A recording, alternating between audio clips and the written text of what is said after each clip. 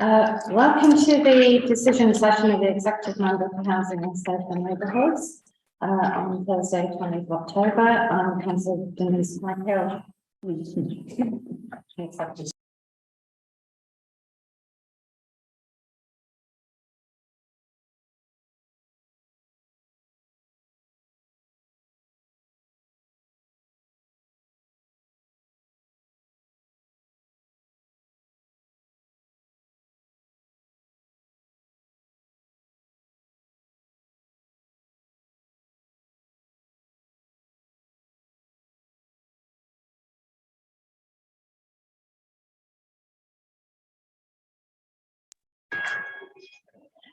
Thank you. Penalties are starting on time. It's a bit late, really. That's the usual fire exercise. So, welcome to the decision session of the Member for Housing and Safe Neighbourhoods. I'm Councillor Denise Hill, the Executive Member. So, item 1 is declarations of interest. I don't have any interest to declare. Item 2 is the minutes of the meeting held on the 14th of July. 2022, and I'm happy to sign those as a draft record. Thank you very much. Which then takes us on to, we don't have item 3, public participation. We don't have any registered speakers today, which takes us on to item 4, retrofit programme, housing revenue account strategy update. So who's going to start? Yeah, I'll do a brief introduction. Thank you, Councillor Craig Hill. So the report in front of you is the latest update on our work to improve the energy efficiency of houses across the city, aiming to tackle climate change and reduce residents' energy bills. So the report in front of you in paragraph 13 outlines that we've delivered about 228 retrofit installations so far this year. The aim is that we will deliver around 590 by the end of this financial year. Mixture of social housing, private rented and homeowners, demonstrating a really significant increase in the number of measures that we've installed as an authority. We're keen to continue this work, and outlined in the report is an ambition to submit a bid under the Social Housing Decarbonisation Fund Wave 2, which would consist of £1 million, about £1 million of HRA funding and a similar amount of match funding under the grant scheme. And this would install fabric improvements to around 113 properties, and also look to install renewable energy generation where we can. This programme of work would, if we're successful, would commence in April next year and would run for 2 years. And the properties that we've selected are very closely aligned with the existing HRA capital programme. So as we're doing other works, we would install the retrofit measures. The reason for that is to reduce disruption to residents, and to improve the energy efficiency of the property at the same time.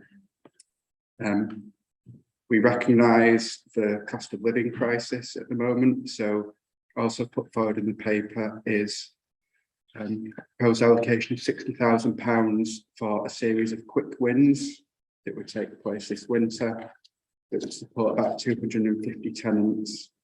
And these would be measures that could be installed on a single or at the most 2 visits. And there would be, as the name suggests, quick installations to things like reduce drafts in the property, simple insulation measures.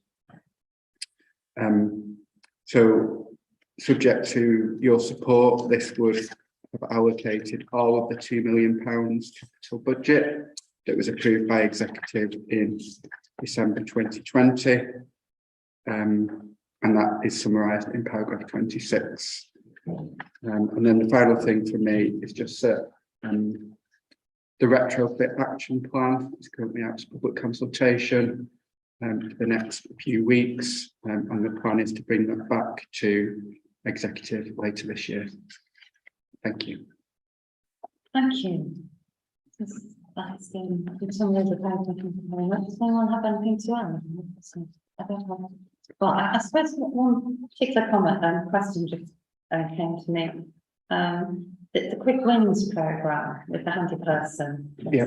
Kits in the van, basically, is the idea, isn't it? It is. Is that kind of ready to go now, if once this is approved? It was, but one of the handy people that we had employed has recently left the organisation, so we're currently out to recruit a new handy person. But we have the vehicle. Hopefully, we'll have a person soon, and we are discussing with Jason's the ability to just collect the measures that we want from there in the same way that building services work. So we should be ready to go pretty quickly. So it will be pretty soon. Yeah. Everyone's struggling with improvement on the background. That sounds really good. Thank you. Was there anything else you wanted to add, Andrew? No, nothing else from me. Okay, thank you.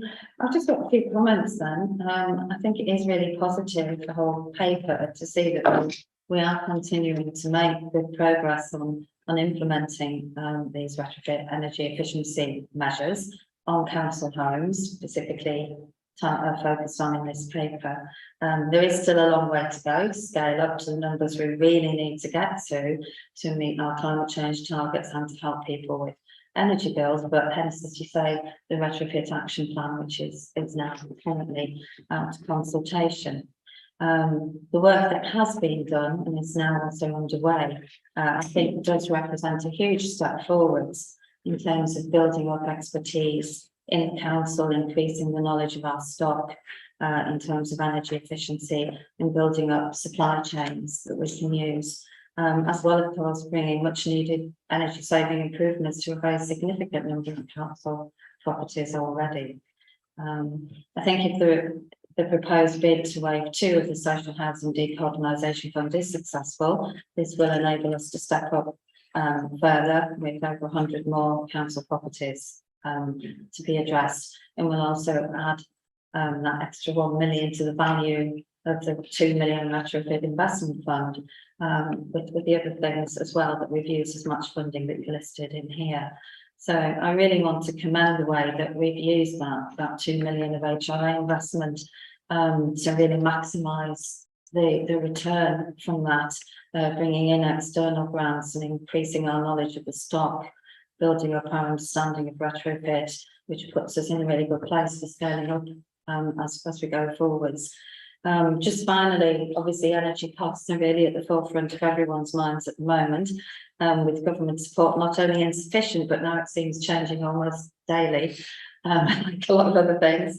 So I think helping people to cope with the rising bills and getting through the winter, it's going to be a big challenge, but we must do what we can. And therefore, I'm really glad that we have the proposal I just asked about to bring forward some quick wins for some of our most vulnerable tenants through a handy person and improving the thermal comfort of people's homes. So on that basis, I am very happy to approve the recommendations at paragraph 5 on page 6 of the papers. Thank you very much. Just in addition to that, we clearly, as you say, collated a lot of information about the retrofit, the energy performance of our stock, and using that data alongside all of the other kind of stock condition data to analyse the future investment in repairs and maintenance, and to actually use the retrofit angle as a mainstream element of that as well. And that is a report that will be coming to you in the coming months with how we intend to do that.